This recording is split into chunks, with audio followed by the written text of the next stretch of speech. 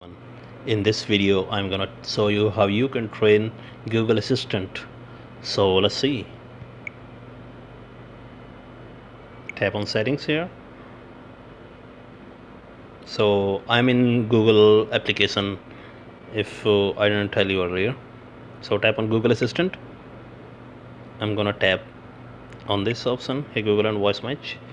So tapping on here, turn it on. Press more. Next. Tap it on, I agree. So here is how you can train it. So I'm gonna start from here. Okay Google, what's the weather tomorrow? Okay Google, remind me to water my plants every Monday. Hey Google, make a call. Hey Google, set a timer for 5 minutes. So that's all. You have just trained your Google Assistant. Thank you very much for watching. You can also try it now. Have a good day.